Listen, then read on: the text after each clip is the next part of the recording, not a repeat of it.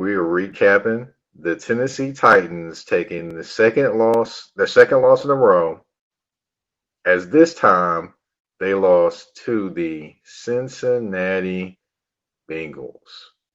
Yes, you heard that correctly.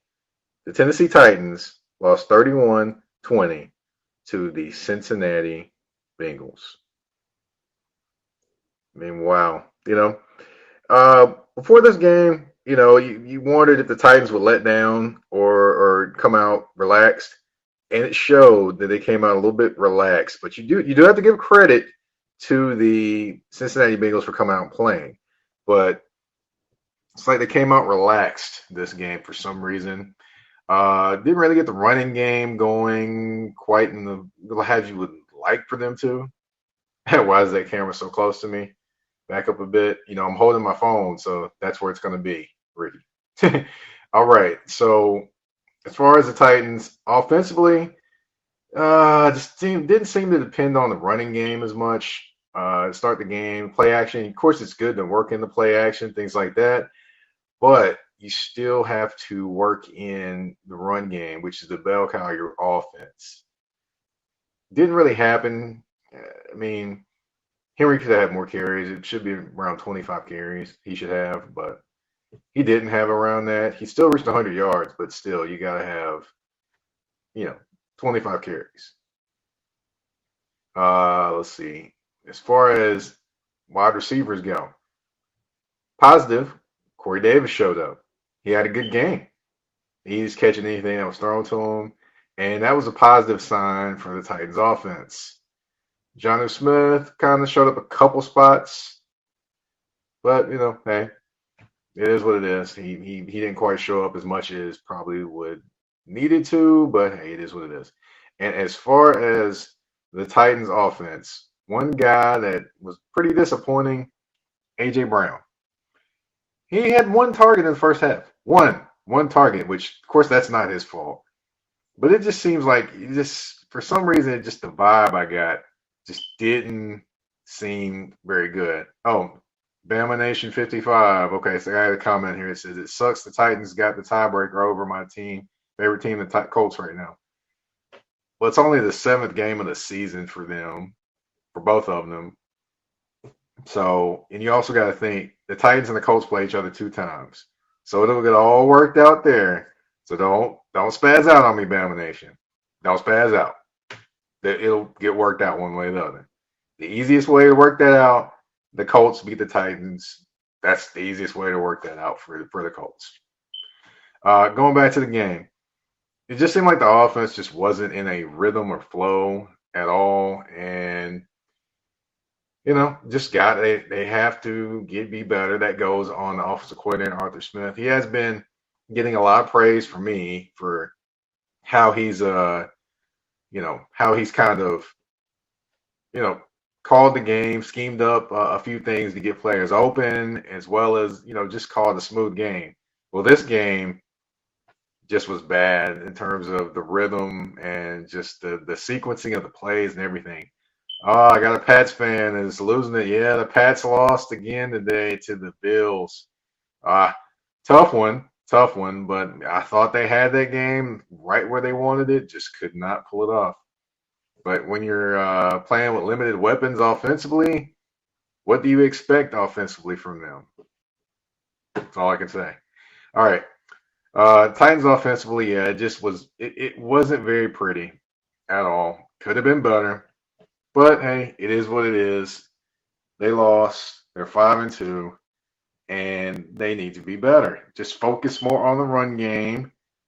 That would maybe help more, but it is what it is. They didn't focus on that. They did a lot of play action instead of running the football. I will say this though, one guy that I got to see today offensively that I kind of like seeing was Dante Foreman. Yeah, a lot of people don't know who that name is, but he was actually at one point the starting running back for the Houston Texans. And he's good. He's good. For some reason, he got cut in Houston, and he's been struggling to get his way back in the NFL. He was on the practice squad for Tennessee Titans. They moved him up today, and he had a solid showing today. So I would expect him. Honestly, I like him as the backup more than I like any of the other backups on that team. That's just me. But definitely some things you can look at and like, okay, cool, Corey Davis, Dante Foreman showing up. Bad thing, just no kind of rhythm or flow offensively at all. AJ Brown, you got to show up, buddy. You got to show up. Corey Davis did, but both of y'all got to show up at the same time. Okay, got a question for Bama Nation. Do you think the Titans, depending on Henry so much, kind of throw the? No, no, not this game. I don't think so. Because watching the game, they didn't come out. They came out with play action pass, and they kind of kept going with play action pass, play action pass, play action pass. Do what you do. Run the football, then use the play action pass if it's not working early. Get some kind of rhythm going offensively. Then start doing all those things. That's why I think they kind of threw themselves off. I enjoy the play action pass and I get it to start the game, maybe do a few of those things, but it just seemed like the rhythm wasn't there. If that rhythm's not there in that game, then go to the running game. If, as you all can see, the running game when it got going and they made a statement drive, it was all running game the entire way down. That should have been a hint right there. But hey, it is what it is, and that's what happened. All right. Now, I've talked about the offense enough. They have their faults. I know this. But that defense, plenty of faults. I mean, plenty of them. Let's see. We're going to start with the defensive line. We have defensive linemen. Well, actually, I'm sorry. We're going to start with the defensive line. We're going to start with the outside linebackers. The Titans brought in Jadeveon Clowney, and they brought in Big Beasley Jr. to be pass rushers for them and to provide sacks. With their size, things like and their abilities, you would think they would get more production. But you want to know how many sacks both of them have this season? They have as many sacks as I do, and I don't play in the NFL. They have 0 sacks. 0 sacks. That is unacceptable. Unacceptable, unacceptable, unacceptable. Have to be better. When you cannot rush the passer, as everyone who watched the game saw, Joe Burrow can do whatever he wants. He was just sitting back there. He could have had a chance to make a cup of coffee, read the newspaper, the Sunday morning paper, anything back there in the pocket today because he was getting no pressure at all. And, I don't know what's going on, but they can't get back there and rush the passer. I think I will say this, a big thing for both of them, Clowney and Beasley, is neither one of them really went through training camp. If you notice that Clowney actually didn't get to training camp. He showed up like a week before the season. That's when he signed. And right now it's showing that maybe he needed that training camp because it seems like he's trying to play his way into shape, but he's not there. He needed that training camp. It just shows.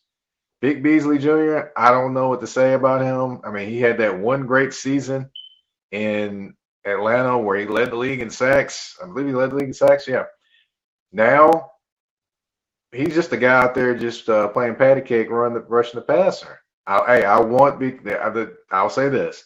I'm not trying to attack Vic Beasley, or Vic Beasley Jr. or Jadeveon Clowney, but honestly, right now they're not doing much defensively to help the Titans. They're not. They need them. Harold Landry III is their best pass rusher right now. That's without question.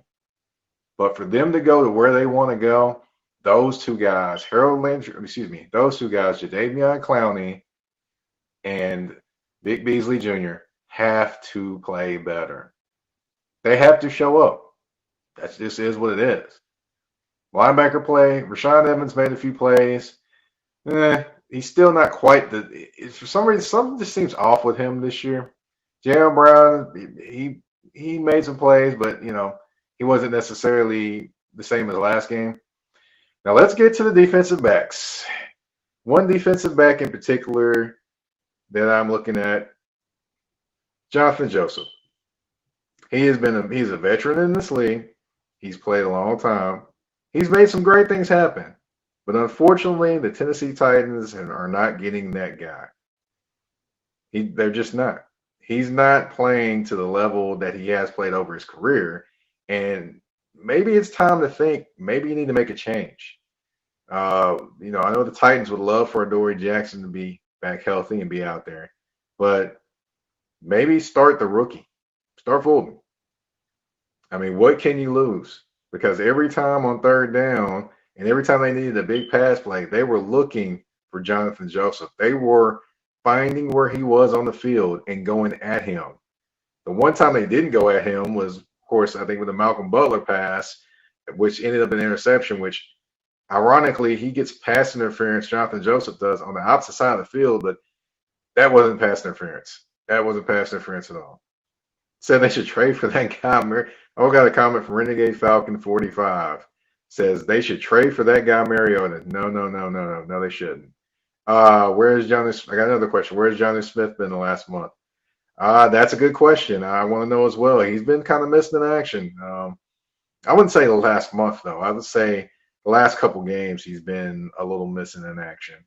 But I think he'll be better. I think he'll continue to grow. Hopefully he'll break out of his slump. But the thing is, they're not getting him necessarily involved like they usually would last year. I don't know if you all noticed last year they did a few handback sweeps to Jonathan Smith, moved him around a little bit. They also got him the ball over the middle and kind of moved him around, put him in the slot, stuff like that. They're not doing that quite as much this year. Part of that's because Adam Humphries is back, and again, Adam Humphries, definitely he went out hurt today, and that's huge. And hopefully he's got a concussion. Hopefully he'll be better eventually. Let's see.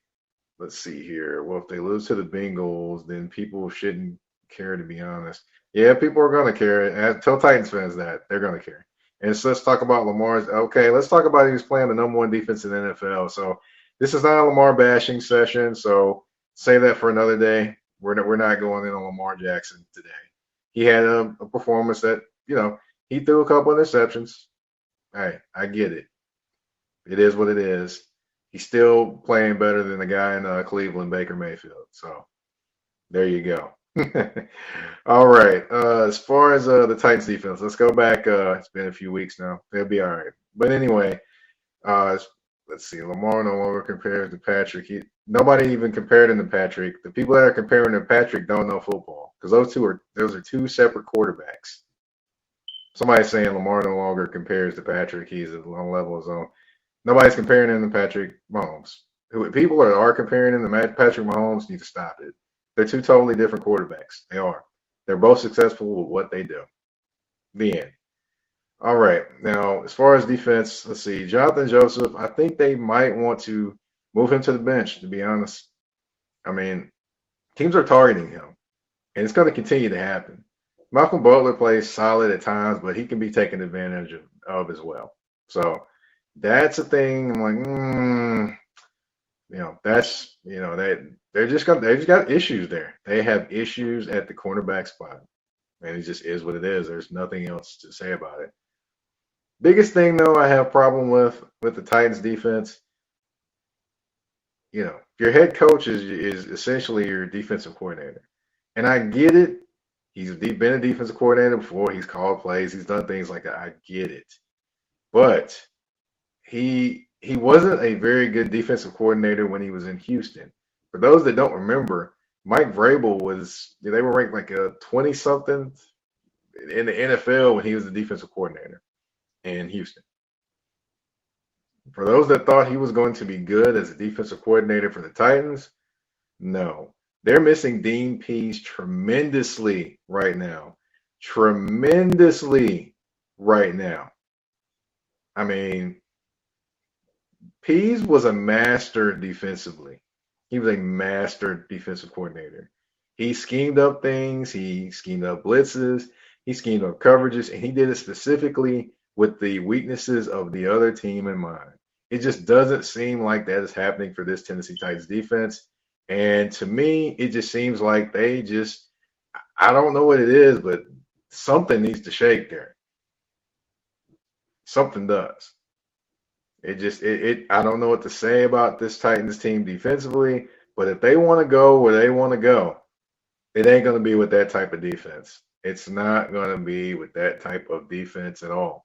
It just isn't.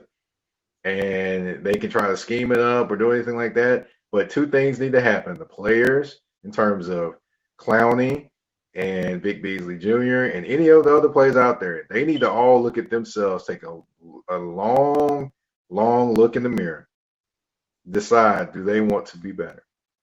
Because this is a couple weeks in a row that they've looked pretty rough defensively. Now, in the second half of the Steelers game, they played better. They got, some turnovers, were opportunistic there. But this game is just like they were rough all the way through. And now they're tied with the Colts in the division at 5-2. Now, of course, the Titans have won both their divisional games, but they're looking bad defensively. And, people talk about the playoffs. Yeah, that's fine, but I don't think the goal is for the Titans to make the playoffs. The goal for the Titans is to go further than that, according to them. That's their goal. And some of their fans, that's their goal too. So that's why I think they've got to solve some things. They've got to solve some things. Maybe it's change some personnel around. Maybe it's blitz more, something. But they've got to get pressure on the quarterback. They've got to tackle people better. Oh, I didn't even get to the play where Joe Burrow was running for his life. He got basically he got pressure put on him. Harold Landry misses him. He runs out of that. He runs towards the sideline. Defensive back cannot bring him down. I mean, basically he broke like 5 tackles. How does the quarterback that's really not considered a mobile guy break that many tackles and almost make a first down? If he had made one more guy miss, he'd have made a first down. That's the type of plays that cannot happen if you want to be a championship defense. Cannot happen at all. But again, Titans lose 31-20 to the Cincinnati Bengals. Cincinnati Bengals the other 5-1. Titans fall to 5-2. Boy, oh boy. Sports Talk Radio in Nashville is going to be hopping all week long. Oh boy. So, boy, oh boy.